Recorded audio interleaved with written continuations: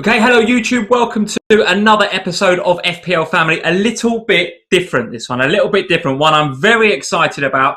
We are here with our friend James Linden from PlanetFPL. James, I'm going to come to you in just a second to introduce yourself and tell the guys what we're going to be talking about today. But if you're new to FPL Family, I'm Lee, this is Sam. Difficult times we're all in, of course, and I hope you all made your FPL changes. There was an FPL deadline about 45 minutes ago. Yeah, I didn't make a change. We're recording this about an hour after the deadline for game week 30-something. 36? Don't know. But if you're still out there making FPL changes, well done and keep going. There's plenty of content from all of your favourite FPL community members out there, not least what we're going to be talking about today, which is the road to Madrid. This is content from a Liverpool fan, a Spurs fan, and our friend James from PlanetFPL, a fellow Spurs fan. And we're going to be talking about the journey for both of those clubs to the final in Madrid last year, 2019. So James, welcome to the FPL Family channel, the first FPL community crossover we've ever done here in FPL Family. So welcome. Picked a good one, didn't we? We've picked a very, very good one. Introduce yourself, James, and let us know where the guys can find you. Thanks for having us on, guys. My name's James. I'm one half of the PlanetFPL podcast. We first met, guys, December time? I think so. Who got the assist gig? That's amazing. You've never done a crossover before. I didn't realise that. Well, we've done sort of manager of the month videos and stuff, haven't we? But we've never done anything with anybody who's like another podcaster or another YouTuber or something like that. Not on our channel. So we have appeared, we've guested on that's true. Other people's channels, but on ours, it's an FPL Family YouTube channel first, mate. So there we go. All right, I'm in the record books. At least I'm a Spurs fan. I finally won something. Yeah. I'll give you a trophy if you want. Could you, mate? The cupboard's empty, mate. Do help me out. So at PlanetFPL, how long has PlanetFPL been going?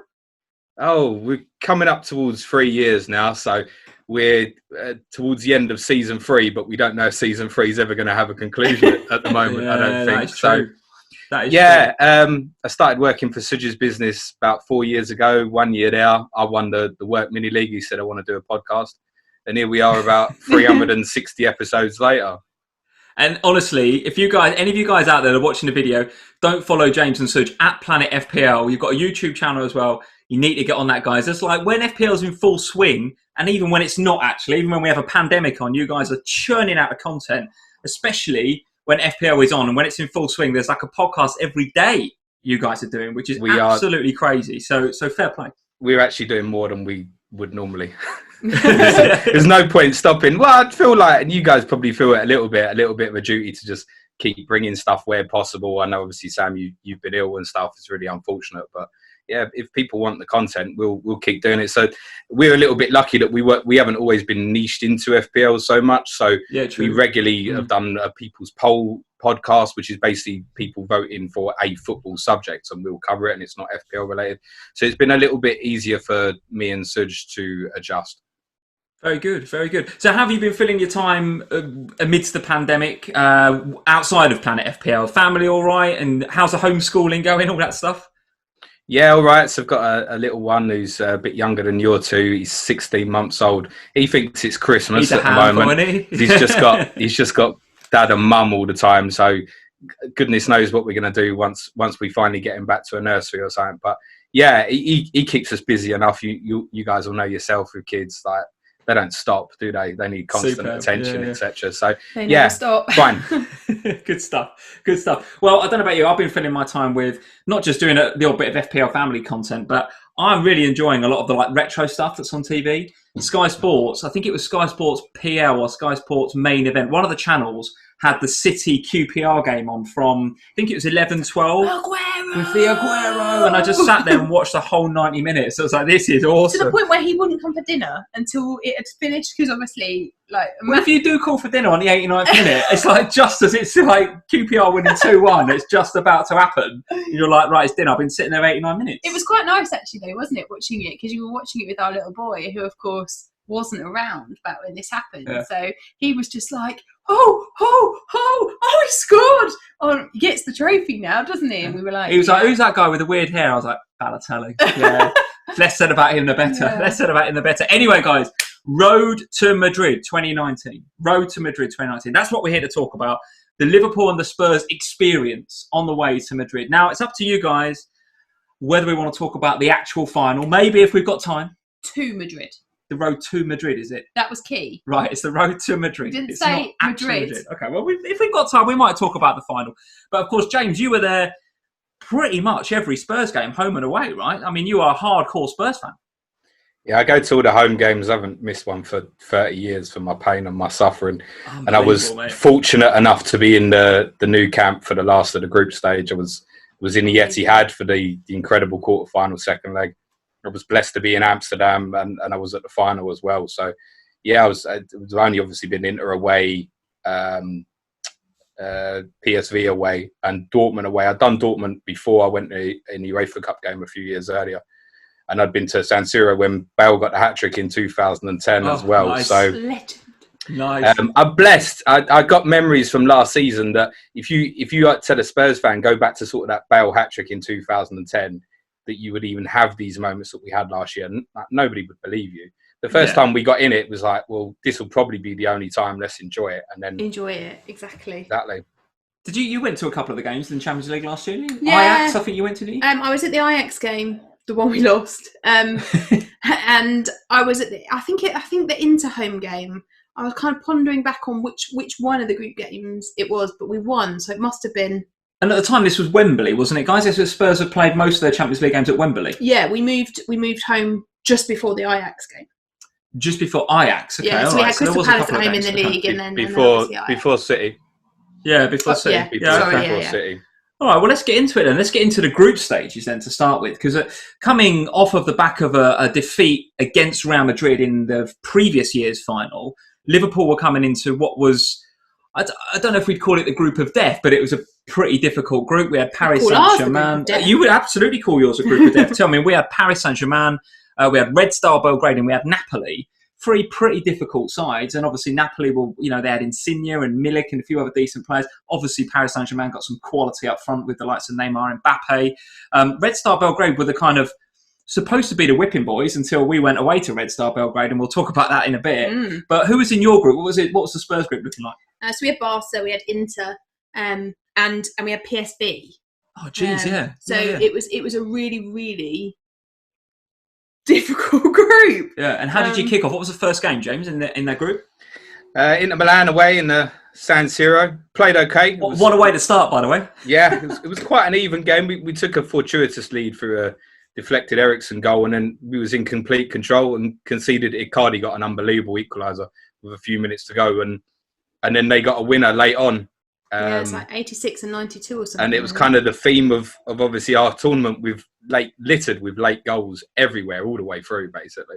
It was such a very dramatic campaign, wasn't it, from Spurs? I mean, it was mighty highs and terrible lows. Yeah, yeah. It feels like ours was similar. I mean, I don't think we had quite the roller coaster you guys did. I mean, the Barcelona fixture, which we'll come to, was absolutely incredible.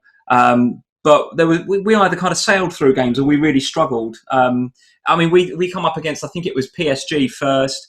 And again, we were coming off the back of losing to Real in the previous year's final.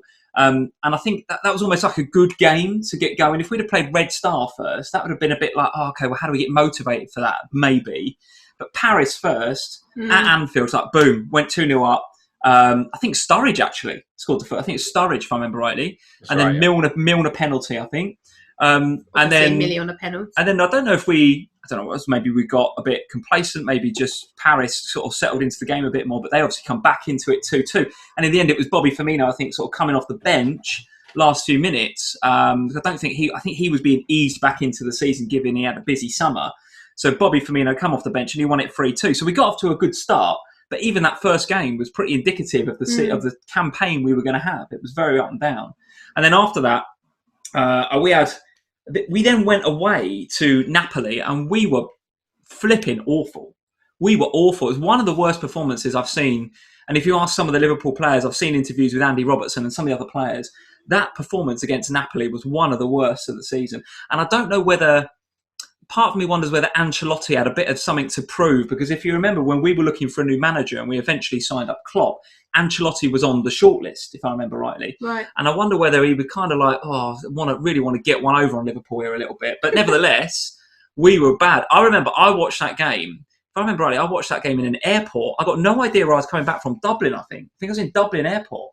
And I remember sitting there with a Guinness thinking, this is rubbish. I think you did, because didn't you do a live? I think you went live. Probably went live to say this was absolute guff. Yeah, I think you did. It was guff. So that was a poor result. And then it was the back-to-back games against Red Star. But how did the game? What was the second game? Sorry, I knocked your book off. It's just not my book off. It's got all the notes. I've gone everywhere. Look at this. We had Barca next, so we walked from Inter to Barca. So from Inter back to Wembley with Barca. And we just were terrible at the beginning of that game, weren't we? We started really badly. It was one of those, like, when the game starts, you're kind of like, right, let's just come on, just hold fire, just settle into the game. Did they score early doors, James? Didn't they, Barca? Yeah, we certainly weren't helped that night by having no Dembele, no Ericsson, no Ali. It was on a mud heap of a pitch. So it was either I think it was because of the NFL on that occasion. It was the NFL, yeah. Oh, was it NFL? Yeah. It was terrible. But the first thing Messi did was get the ball, dribble past someone, and put Jordi Alba in behind, and Coutinho scores from there.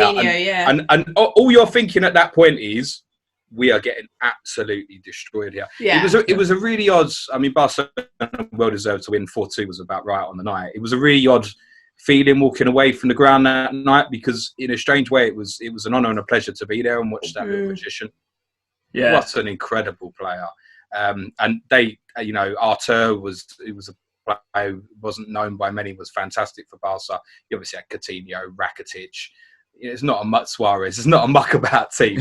But Messi, oh my goodness. I've never seen anything like it. And that was all the conversation was walking out the ground was, how good most is it? of us just feel like we've seen the best player we've ever seen. So, perversely, it was a pleasure to be there that night.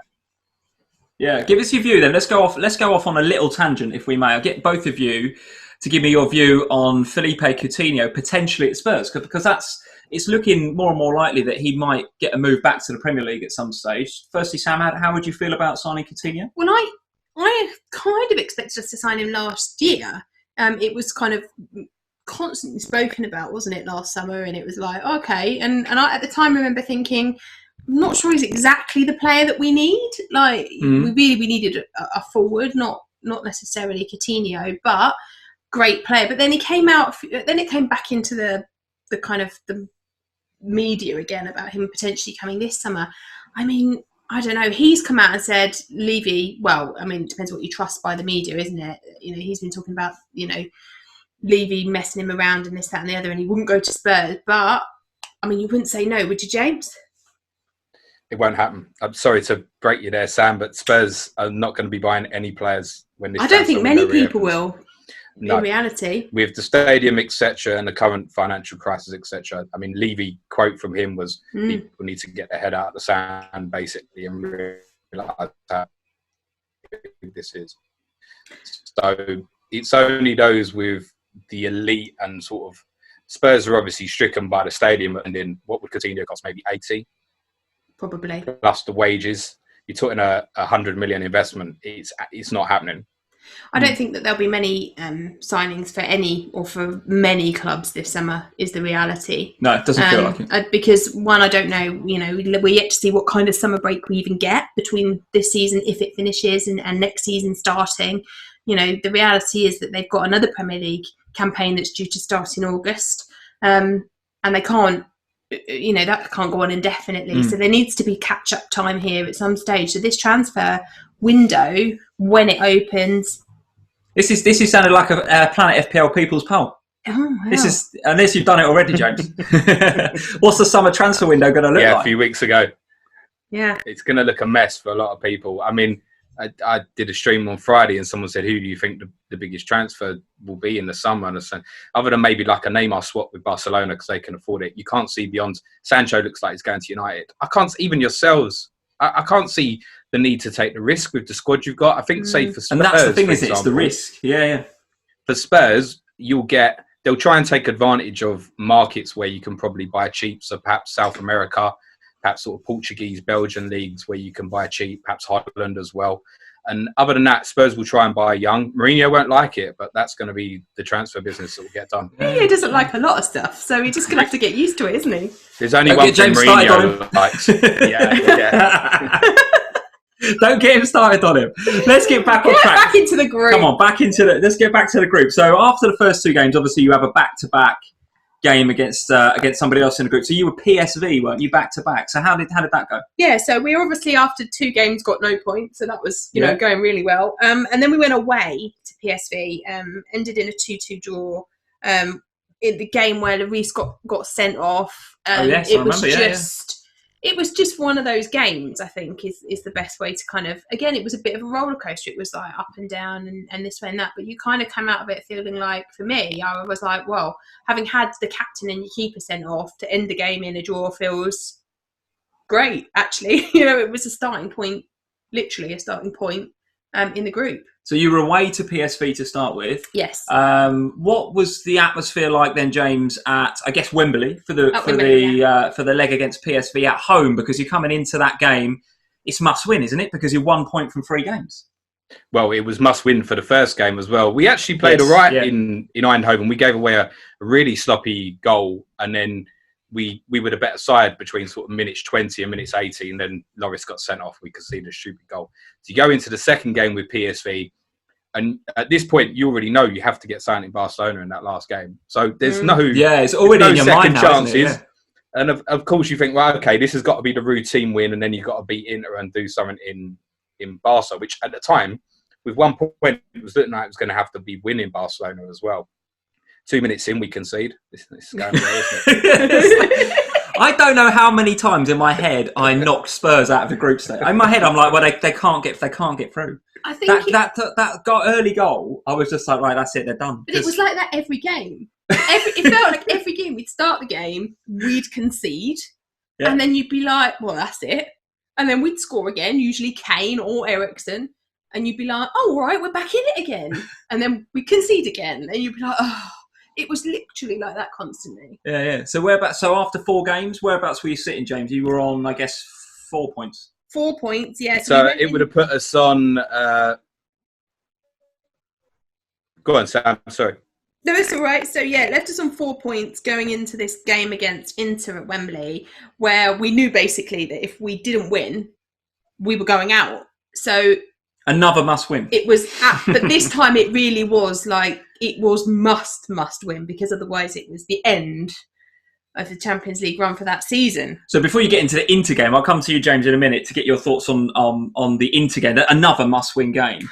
We had back-to-back games against Red Star Belgrade, who were supposed to be, well, no, not supposed to be. They were the whipping boys of the group. There's no doubt about it. In a group where you've got PSG, you've got Napoli, and you've got Liverpool, Red Star Belgrade are the whipping boys, there's no doubt. And we played them at home first. Obviously, we was it home first or away first? I think we might have actually been, I can't remember. But either way, we battered them at home and we were terrible away. So it's 4-0 at Anfield. I couldn't even tell you the scorers because it was one of those games where it's just like, we've got to win this game. Yeah. But then away in Red Star Belgrade, we got off to a good start. I remember us creating some decent chances, but for whatever reason, not taking them. And then they scored from a set piece, and you just had this thing in your head about, because we were so inept away at Napoli, you just had this thing in your head that maybe we might struggle a bit this evening. And then you're thinking, all right, well, if we can hold our own for a few minutes, and Red Star, they've got a lot of confidence, if I remember rightly, from that set piece goal.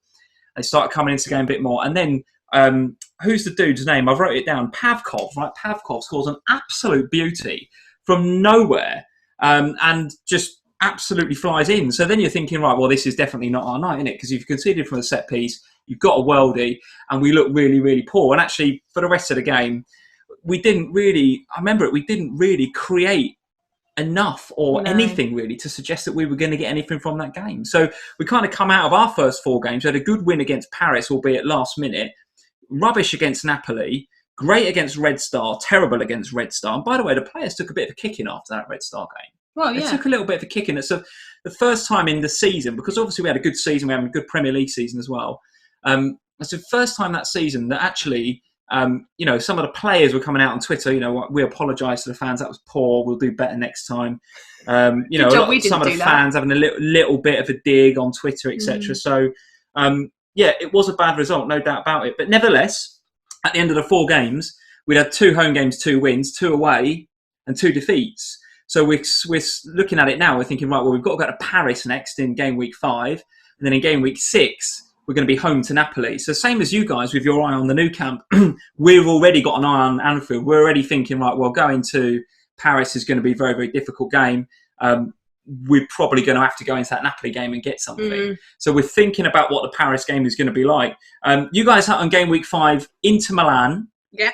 Away or home? At Wembley. At Wembley. So Inter Milan at Wembley. This is the game I was at.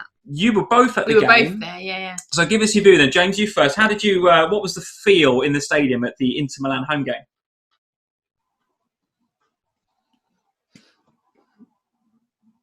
Can you hear us, James? You there? Quite positive, obviously. Oh, there we go. Yeah, I'm still here. Can you hear me?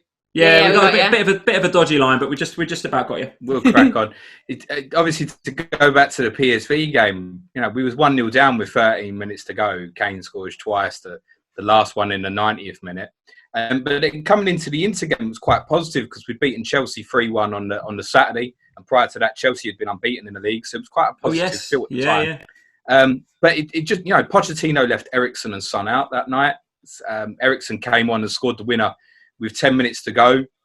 Seems left remarkable to think back at it now, but the much maligned Moussa Sissoko played a pivotal role in the goal and went on basically to be probably Spurs' most important player through the season when he was a bit part. And just saying that out loud makes you realise what a remarkable achievement it was to all the stuff that transpired afterwards. So obviously winning that game, it puts us ahead of Inter on the head-to-head, because obviously when you put the 2 results together, we had the away goal in the San Siro. So, but they've got PSV at home and we've got Barcelona away, and we level on points. So we still got to go to Barcelona and win. So nobody was particularly euphoric, but it was nice. I obviously had known from September that I was going to Barcelona. So it was nice to know I was going and it was at stake rather than being already out. Yeah, for sure. Yeah. So your view on the Inter Milan game, Sam, because you were there too? It was just one of those games, I think, where you looked at the team sheet and thought, what? We need to win this game. Why? What's he up to? Yeah. What's he doing? And then it was a frustrating night. I just remember feeling constantly frustrated because obviously the pressure's there for the fans as well as for the players. And Wembley was, by that point, we were all a bit fed up with Wembley, weren't we, James? And it was that kind of like... So I was fed up about 12 months before that, Sam. Yeah. So there was this feel, wasn't there, in the fans that you were itching to get to the new stadium. Can we just go home now? And then we're in this situation where it's like, we have to win or we're going out of the Champions League. Pochettino's left arguably our best players for that point in time on the bench. And we're still in this stadium and the fans are struggling with the stadium and it's just a bit... Blah. And then Eriksen comes on and the stadium went mental and you found yourself thinking, dare we dream? Like, dare we dream that it is the Eriksen substitution? Tell me about that. That came at an interesting time, didn't it? Because he's benched him. He's a little bit out of favour, getting a bit of stick as well, from what I could tell, in terms of his effort and his attitude. And he comes on and scores a winner and then keeps the dream alive in the Champions League. Was all forgotten at that stage, James? Or was it a case of, we're still a little bit on Eriksen's back here a little bit? I think at that point, Lee, the fans weren't. There was probably a little bit of an undercurrent knowing that he was coming towards 18 months of his contract. But the actual feeling with Eriksen probably didn't really come around really till sort of February, March, when the results were poor. You have to remember, we were doing very well in the league at the time as well. I mean, that's true. In December, we went second. We were still in it. Yeah, we were on your coattails. I think we all knew it was going to come between the two of you, but we were for a long time. We're hanging in there. So there was too much of a positive feel around the club for that sort of thing to be worrying people. It was only when the results turned bad in sort of February, March that it really came to the surface. So it wasn't an issue then. And it was just a case. He was rotating the team, and Pochettino was never frightened to do that in big games like that, if that's what you thought was the best thing to do. Yeah. So give us your view then on, so that was game week 5, game week 6 then, here we go, it's the Nou Camp. I'm not kind of neutral, I'm not a neutral, obviously I want Spurs to go through, obviously, and I'm looking at it thinking, they ain't going to the Nou Camp and getting anything. They are not getting anything at the Nou Camp, given the way that like you said, that it's a hell of a team, as James was saying before. I didn't give you a hope Do you know? in Spain. But it's weird, isn't it? Because on the back of that Inter game, I remember saying to you, "We'll be all right. We'll get through." You did say that. You did. So what? So why? Why was that? Why was there that feeling? I don't know. I just think that team, they were, and that the way that we were playing that season, it was like roller coasters were there. You just couldn't see it ending. The league form was really good. The whole morale around the squad at this stage was really positive. Everything that they were talking about was going really well. It was just the Champions League that wasn't. And yet you just had, I don't know what it was. It was just this feeling that if we were going to go anywhere and get through to the next stage, obviously the new it would be the new camp. Like, it just felt like that was the way that this season was kind of going. Like, it was the first time we've been there in 36 years. And we went there, got the 1-1 draw, which was enough to send us second, level on points with Inter, but send us second, and then qualify us for the knockouts. James, Camp Nou, go on, mate. What was it like? Well, first thing to say, you got to know, as a Spurs fan, I'm notoriously quite pessimistic. You're not, are you, James? Anyone that listens to Planet FPL, Tottenham, so James and Suj, every week we'll do a Tottenham podcast. And I'm telling you, some of the funniest weeks ever listening to Planet FPL was when the first few weeks of the current season, when Mourinho's just, and oh man, the things you say about that guy just crack me up. Suj is fairly... Is he pokes. Oh, he does, yeah. They're poking at each other all the time, but he's fairly pragmatic, I think, about West Ham, whereas... You have to be. If you're a West Ham fan, you've got to be pragmatic. Given the season they're having right now, yeah, whereas James is quite happy to just go in if he needs to, you know what I mean? So no, go on. So pessimistic Spurs fan, you're going to the Camp Nou. I'll give him praise if it's there, and there's not been a lot the last couple of years.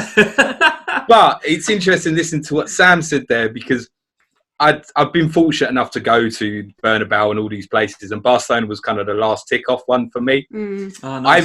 I really believed we were going to win that night. At this point, Lee, this was our final. You think you were going to win? Yeah, there was no other point during. There was no other point during the tournament I thought we were going to win. But that night, I really believed. Obviously, it's worth saying that Barcelona did not play their strongest side. You know, they still had Coutinho, Rakitic, half the team on the side, but. You know, Messi only played the last half hour. Only. So they did make changes, and we played well. We should have won the game on the night.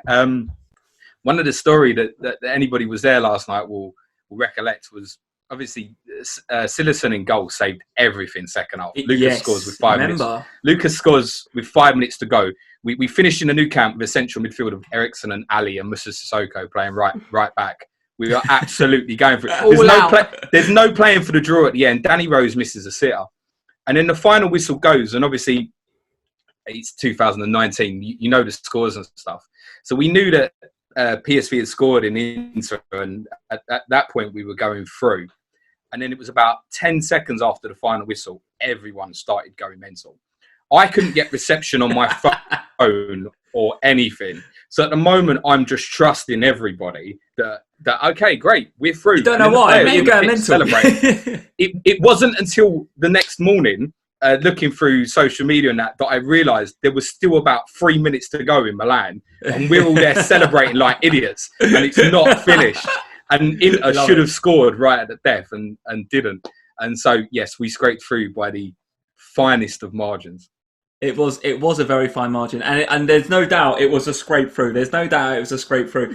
Game week 5 and 6 for Liverpool was equally as scrappy, equally as much of a scrape. Game week 5, we went to Paris Saint-Germain, probably the hardest game we were going to play in the group stage. We weren't expecting, I don't think, to go there and win. Well, I don't know, maybe we were. We were going there with, obviously, on the back of 2 really, really decent-looking home performances and 2 really inept. And I mean, not just bad results against Napoli and Red Star, but really poor performances as well. So we're sitting there as Liverpool fans thinking, if we go to Paris and play like that, we are going to get smashed by Neymar and Mbappe and all his mates. Absolutely smashed. And the reality was we weren't great. We were better than we were in the previous 2 away games, but we weren't great. They raced into a 2-0 lead, from what I understand. Neymar, James, tell me what you make of this. Obviously, Neymar's a talented bloke, right? He's obviously a very, very good footballer. But goodness me, in the first game week 1, when he came to Anfield, he was throwing himself on the deck every 5 minutes. And because we had a strong referee, because it was at Anfield, largely didn't get away with it. And he largely, I think Milner stuck one on him about 40 seconds in. And he kind of he kind of put him off his stride a little bit. In France, he's on the deck every 5 minutes. We didn't have a strong referee, in my opinion. Maybe I'm biased. It's obviously in Paris. Yeah. So he gets every decision. And it annoys me. He's such an annoying player because he's a quality player, but he's just a cheating little bugger. And I just can't stick him. I just can't stand him as a guy. Neymar, James, what do you think? Family show this, isn't it? Yeah, I think you feel the same as me, mate. No swearing. He'll be very difficult to ever get himself on the level of respect that sort of Messi and Ronaldo's have earned because of the theatrics. I mean, it's just way over the top. I mean, when Ronaldo was at United, we all thought it was a bit of a cheat, but I mean, he does get kicked all over the place. But Neymar is so theatrical about it. I'm in complete agreement with you, and it's a shame because he's a superstar footballer. Of course he is, but he's not even the best player at PSG now. So no, 100%, 100%. And what made it worse was obviously in game week 5. He ends up scoring. It's the winning goal, isn't it? I mean, he scores for 2-0. I remember Milner gets the penalty back. So depressed by the end of that game. Yeah, and one of the things that really annoyed me, one of the things that made me most depressed, was the fact that PSG, and for any PSG fans that are watching or maybe listening, I apologise, but goodness me, they celebrated like they'd won the Champions League when they beat us in Paris. They celebrate, like really over-celebrate. Well, a bit like we did in Barcelona. yeah, maybe. But no, they were. In front of their own fans, there was like I remember a semicircle of them, and Neymar's in the middle giving it all the samba and all the rest of it. And you're like, come on, mate. And then they went through to the round of 16 and Rashford knocked him out with a penalty last minute, didn't he? And even as a Liverpool fan, I'm sitting there going, get in there, Marcus. There's a little tiny bit of me was just like, well done, Marcus, getting Neymar out of this competition. So anyway, they beat us, and then it's all down to Napoli. It's down to the Napoli game at Anfield.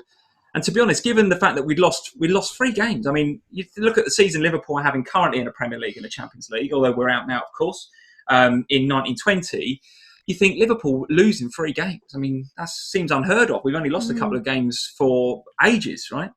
So nevertheless, 3 poor away performances, 3 defeats. So it's all down to Napoli at home. Edgy is the way I would describe that game. Very, very edgy. And of course I wasn't there, but even watching it in my front room, I'm very edgy. Now, Salah, bless him, decides he's going to turn up. And I think on about 20-ish minutes, maybe somewhere between 20 and 30, gets the goal. Normally you'd say, well, that settles you down. That settles Liverpool down. And they get in there straight. It did not settle us down at all. It was still a really, really edgy game.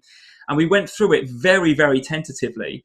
And Napoli, for their part, soaked up a lot of pressure in that first 20, 30 minutes. And they have a lot of quality on the break. Not least, I think Milik had a very, very good game, that game. And I want to talk about, throughout the course of this video, talk about 3 moments in the Champions League which won it for us, in my opinion. There was 3 moments throughout the 2019 Champions League campaign where if we'd not had those moments, we would not have won the Champions League. Moment number 1 is the Alisson save from Milik in the 80-something minute at Anfield. What a save. What a save. Goodness knows what. I don't know who was partnering Van Dijk at the time. I've got a feeling it might have been Matip, because Matip was forming a decent partnership with him in the Premier League. It's just stepped up too early, and Milik's got him behind him, and he's got to score. He's got to score, and Alisson just puts an instinctive arm out. Massive save, absolutely massive save from Alisson.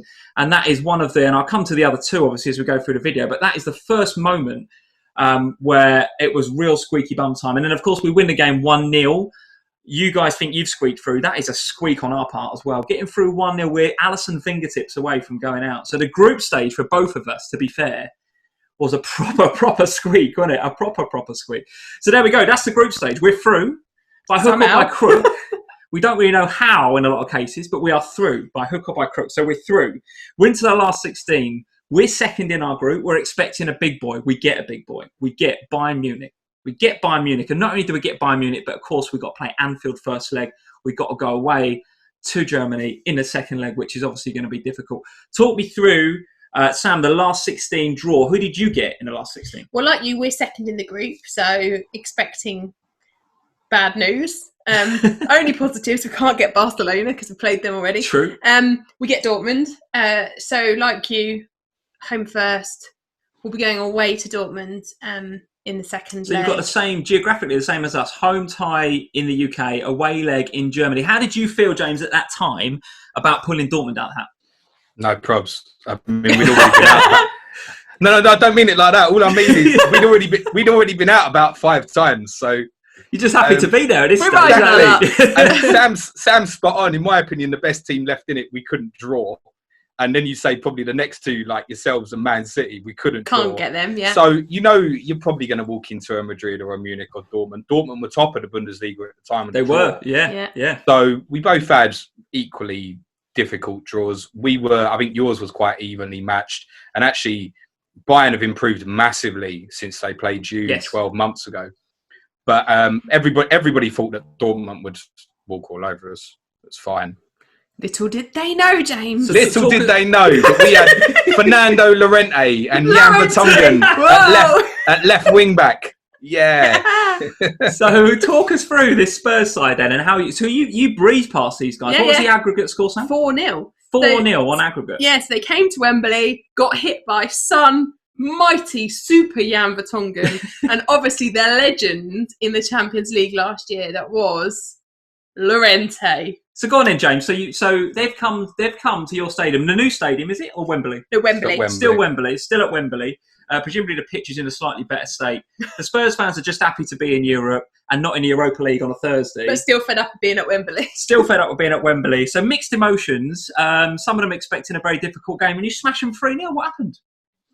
First half was quite equal. You could probably say Dortmund probably just shaded it, and we scored straight away in the second half. And then they suffered.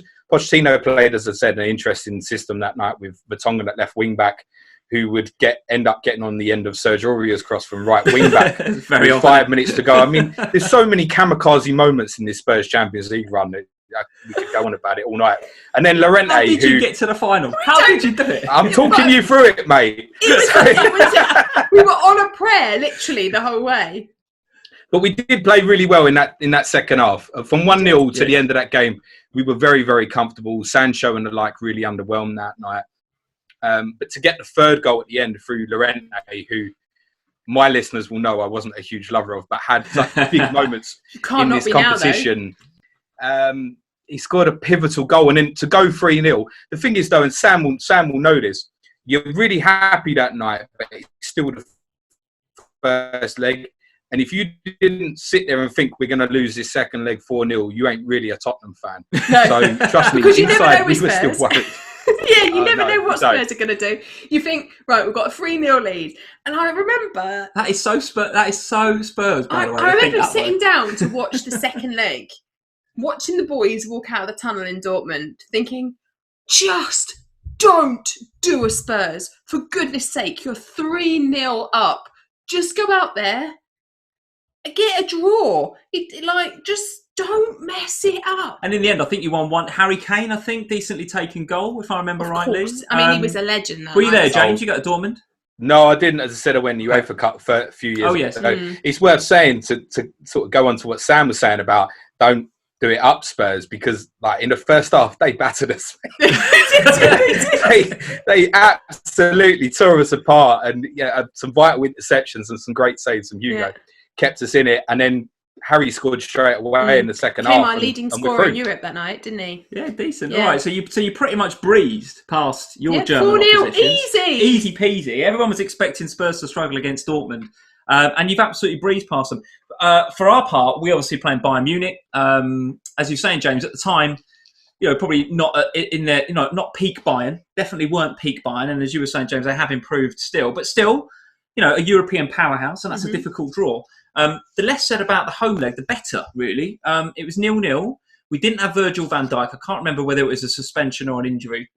But we didn't have Virgil van Dijk. And I think a lot of Liverpool fans were like, we've just not conceded the away goal. We've not got Virgil, but we've got the clean sheet. That's probably okay. Yeah. And the Germans were very, very unambitious. They came to frustrate, didn't really make the keeper make many saves.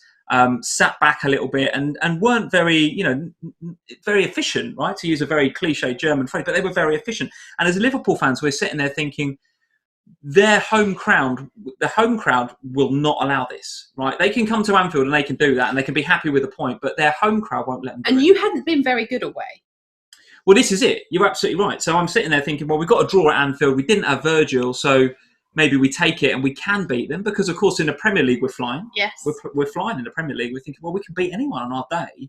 And we're just starting to really find our groove after stumbling through the group, as you guys did a little bit. We're just starting to find our groove a little bit, not just in the league, but in the Champions League. So we come out of that 0-0 at Anfield and we go away to Bayern Munich, and we were sensational. We're sensational. That was one of the first games that I watched in the Champions League this year. I mean, we beat Paris at home, but goodness me, we squeaked it. First 20 minutes we were good, but up until Firmino scored in the last minute, we weren't that good. But that game in Germany against Bayern Munich, I thought, we're the real deal here. We're the real deal. We are very, very good. Mane, I think 20-odd minutes again. Something's a bit of a theme here, isn't there? 25-ish minutes. I mean, what a goal. What a goal. And the fact that Virgil comes back. So not only as a Liverpool fan, you're happy that you've got more solidity at the back, that Virgil's back, but he produces maybe the assist of the Champions League season where he just pings it right over to Mane. Mane takes it out the air. Keepers come rushing out. If you remember this goal, keepers come rushing out. He swivels on a sixpence and just like deft little dink into the far corner. And that is my second moment. That's my second moment of the Champions League run for last year.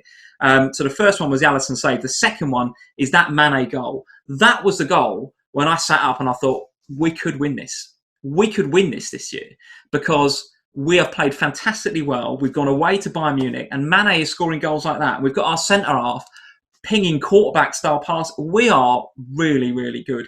And it was at that point, and I'm the same as James, I'm happy to be very realistic about Liverpool. And you would say the same. If we're good, and believe me, we've been very good for a very long time now, and I'll wax lyrical about us all the time. But it ain't always been like that, and we've been together for a long time, and you will know the days of Hicks and Gillette and all of that. Someone had to do it. Like 17 odd years. but we for a long time we were not good. Pre-Klopp, we were not good, and I mean like really bad. It's never been that bad.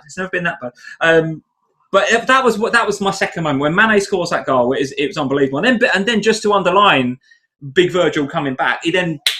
Massive big Virgil header for 2-1, and then I think it was 3-1 final score. And yeah, it was just a fantastic result. Klopp comes out after the game and he says words to the effect of Liverpool are really back. I think he said, we're really back now.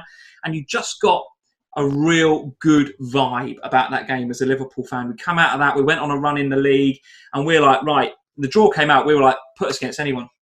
And actually, in the draw, we did get what I thought was quite a favourable draw, and we'll talk about the quarterfinals in a minute. Unlike our draw. But that last 16 game for us, that game against Bayern, after a shaky-looking first leg, Bayern did have to come out in the second leg, and we absolutely smashed them. Mane was absolutely unreal. Virgil and Mane in that game, absolutely sensational. So yeah, that was my second moment, that Mane goal, absolutely brilliant. Quarterfinals. So we're into the quarterfinals. Nosebleed time for us. You guys have stumbled through the group. You've smashed Dortmund against everyone's expectations, largely. And we've moved back home. You've moved back to the new stadium. Yes. So you're back at White Hart Lane, or the Tottenham Hotspur Stadium, whatever it is you want to call it. Who did you draw in the quarterfinals? Oh, just some small club from Manchester. A small club from the other side of Manchester, James, who have been pretty good of late. Give us your reaction to that draw. Yeah, we definitely got the hot ball while you got the cold ball. Blooming heck. Yeah, I mean, the thing about being in Europe, and I don't know if you agree with this, that you might feel differently about it through perhaps your battles with Chelsea and stuff over the last 10, 15 years, more than Mourinho, Benitez era and that. But the last thing you want to do is draw one of your own. 100%. You want to play the 100%. European sides. I don't, if I get destroyed by Barcelona, I get destroyed by Barcelona. I don't want to get destroyed by another English team. No, That's I not know, you what I never go live in it the down. Champions League for. So, and we knew, other than Porto, that whoever we drew, we were going to be underdogs against, basically. So it comes out and you think, oh, well. But the stadium played a big role in this in the first game because we played Palace at home in the league the midweek before, which was the first game. And everybody went to that game bricking it, basically, because it was like, don't lose the first game at home. Fast forward 7 days and we've won 2-0. Now it's like, all right, we're probably getting beat tonight. The team really needs us. The atmosphere that night was thunderous. It was so big. And obviously, Lloris saved the penalty from Aguero after about 10 minutes. Oh, yes. So what was already really vibrant and up for it, obviously then the fans think, the refs are not against us, all that thing. That was a dodgy VAR call, James, as well, wasn't it? The Rose on the floor, handball. Yeah, so it's a kind of bit of justice that Hugo says. Depends on your interpretation whether you think I think it was justice these days. Of course you do. And then obviously Kane got injured that night, which that was the Delph Kane tackle. You've just killed the vibe there. James was on such a high about the stadium and the atmosphere and everything, and you've just gone. But that is what happened, wasn't it? Though that whole night, it was like high, Delph. Well, it's part of the story when you think of the 11 that finished the second leg. Yeah, the fact that obviously we lost Harry, but on that occasion it was Harry's fault. He went in for a tackle that he shouldn't have bothered with. He did, yeah. And he's obviously picked up a few injuries like that. The people that are out there who think Spurs are a better team without Kane, I don't know what they're on, to be honest. But nevertheless, Sonny won it for us. I never celebrated the goal. The reason I never celebrated the goal was because I thought he went out of play, and I'm already aware this is before Premier League VAR. We've got Champions League VAR. I'm like, I don't know about this. This could get ruled out. So if I'm unconscious like that, I didn't really. But that was it. So I didn't celebrate the moment. And although it was a great memory for first Champions League game back at Spurs, we won. Nobody went home celebrating, did it? Oh, we're going to the Etihad next week, winning 1-0. Everyone's still thinking, good luck with that, right? But how important was that 1-0? Well, it was perfectly poised, wasn't it? It's absolutely perfectly poised. And before we get on to the second leg, because the most ridiculous game, I want to hear about this second leg. I do just want to briefly touch on the fact that we had a quarter-final as well. Oh, did you? As James was saying, spot on. We got the cold ball. There's no doubt about it. I mean, we're coming off the back of that Bayern game, as I was saying. Great vibe about the club, doing well in all competitions in the league and the Champions League. Gone to Bayern, beat them. We're like, we'll play anyone. We'll play anyone. And then Porto comes out the hat. You're like, no problem. And that's how it panned out. I think it was 6-1 on aggregate. We kind of just brushed them. I never thought that we would not go through that time. I never thought that. You beat them 5-0 the year before as well, wouldn't you? Yeah, and I think I've got something in my head says we played them in like a pre-season friendly that year and like beat them as well. So we had a really good recent record against them. We're on fire. I just thought it was always going to be fine. And to be honest, I don't think we really got, especially in the second leg, because I think we had a decent lead from the first leg. We never really got out of sort of third or fourth gear in that second leg. But we started saving ourselves for future games in the Premier League. So we could have done that, James. To be honest with you, I don't even want to dwell on the quarterfinal against Porto, because it was compared to the semi-final, where I do have a lot to talk about. But what I absolutely do want to talk about, of course, is the second leg at the Etihad against Manchester City. Ridiculous game of football. Ever. I mean, until the semi-final. This was just. But how are you feeling, Sam? You tell me first. Sterling, 4 minutes in, Sterling scores. The whole 90 minutes at the new stadium is gone in 4 minutes because Sterling scores. How are you feeling about what went on in that first 20 minutes? I don't think you really had time. James will see what James thinks in a minute, but I don't think you really had time to feel anything. Because it's like 4 minutes, 7 minutes, 10 minutes, 12 minutes, and then it's like, poof, okay. 5 goals in 21 minutes. The first 4 in the first 11 minutes, if I remember right. And you sit there and I remember sitting there across from you going... It's bonkers, isn't it? What the hell has just happened? Like, this game is ridiculous. Nobody did any defending for the whole game. It was just attack after attack after attack from both sides.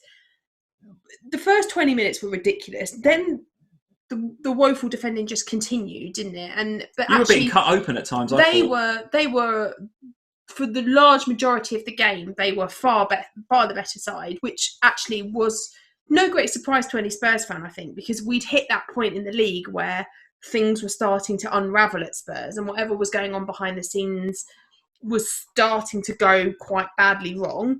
And that was kind of highlighted throughout the Premier League as well as then into this Champions League game. And it was kind of like, right. And I felt like we were riding a wave, and if it was kind of towards the end of every game, things just started to go our way. And then there was that Llorente goal. So before we get to the second, so we need to chunk this game down into two chunks, because there was a first half and there was a second half, and there's plenty to talk about in both halves. James, how did you feel about that first half, mate? Particularly that first 20 minutes. Well, I was going to sound like Sam when Sterling scored the first. I already processed what was going to come, and I wasn't expecting it to be good. But then, like, just 7 minutes later, we were winning. Like, astonishing. I mean, Ederson should have done better with Son's first goal. Then we robbed the ball, peak Pochettino team, winning the ball high, and then Son scores a brilliant second goal. And a whack, I give the chair in front of me. I didn't mean to, mate. Wow, my shin was in pain. Left your mark. Listen, you don't think at that point you're going to go. You 1-0 up, you concede early. You know, what kind of odds would you got on Spurs being 2-1 up a couple of minutes later? And then we're still celebrating, and City equalise again. Yeah. It's mental.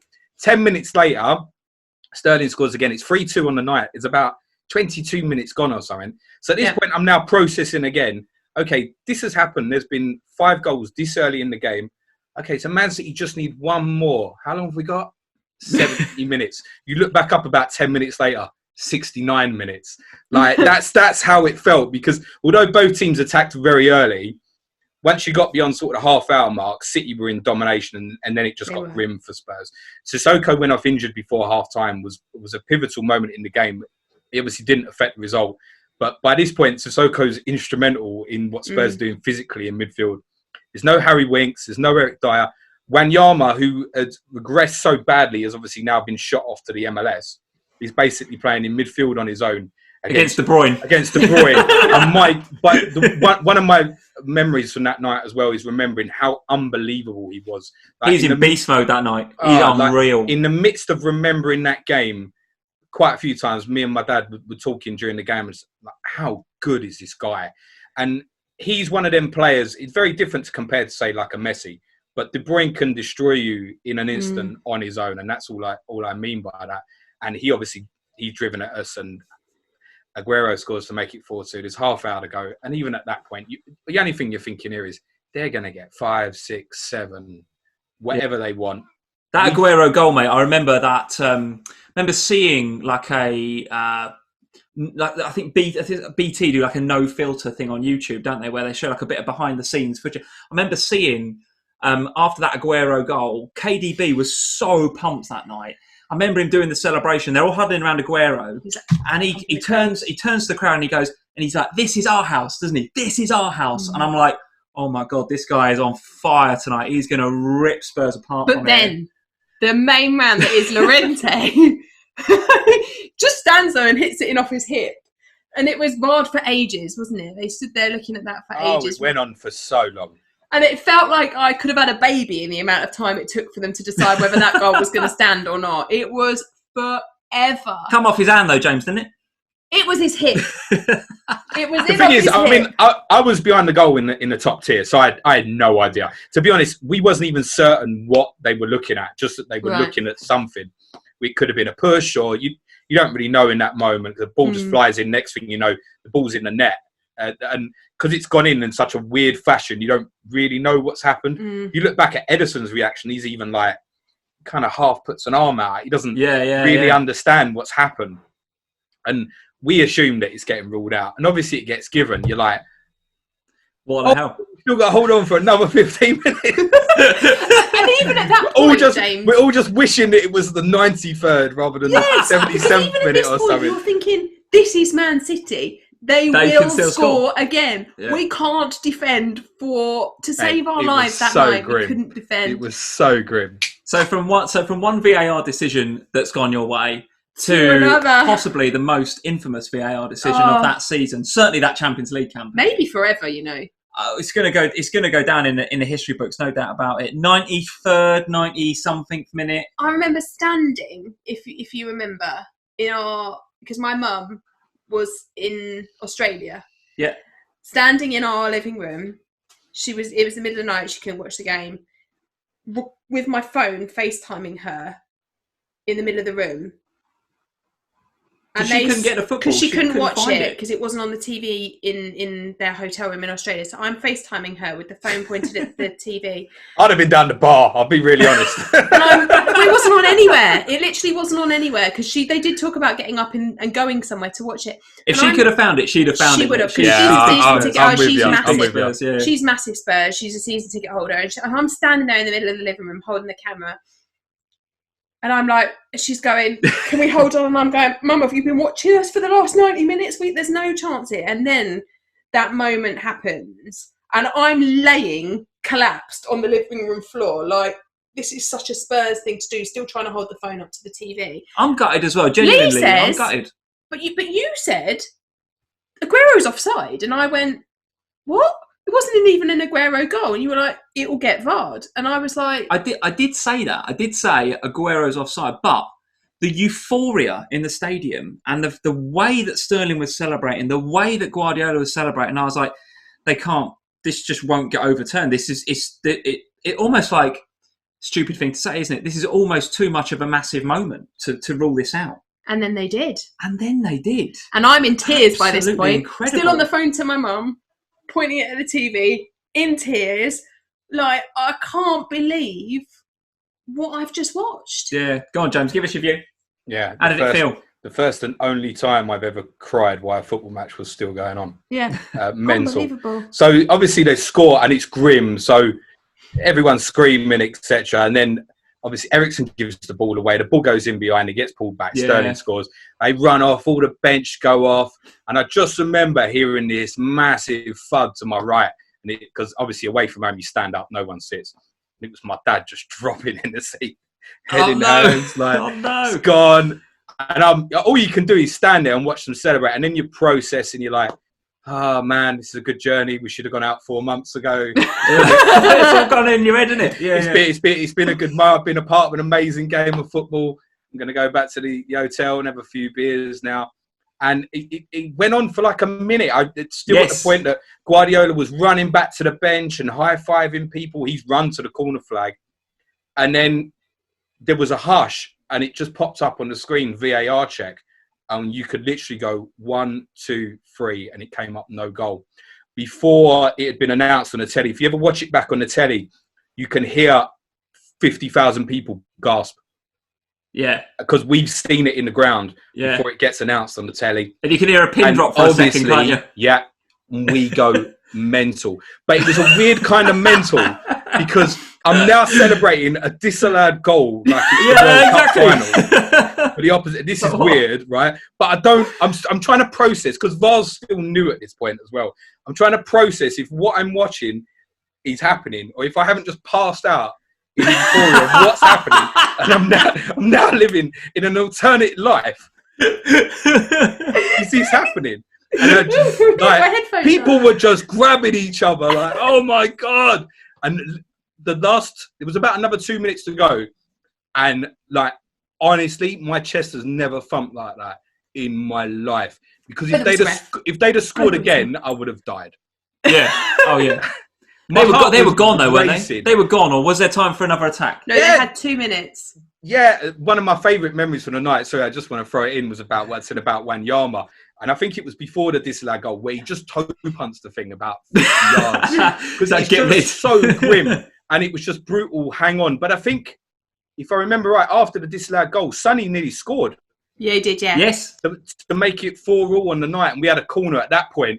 Everybody's just jumping up and down like, please blow it. The corner gets played short. He's going to play on, isn't he? And then he doesn't. And everyone just goes crazy. You ever seen that video of the City guy coming out the ground?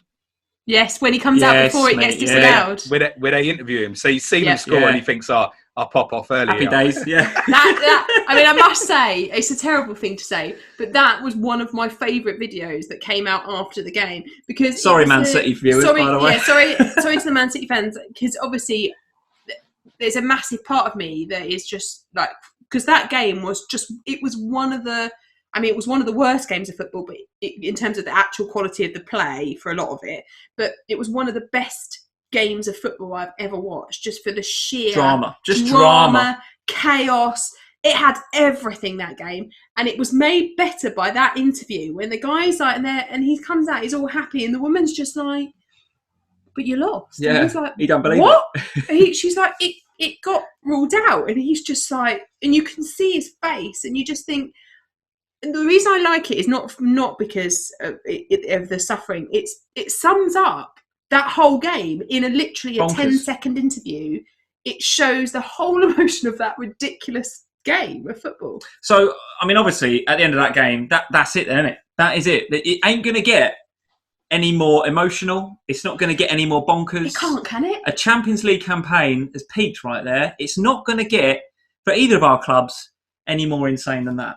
Oh.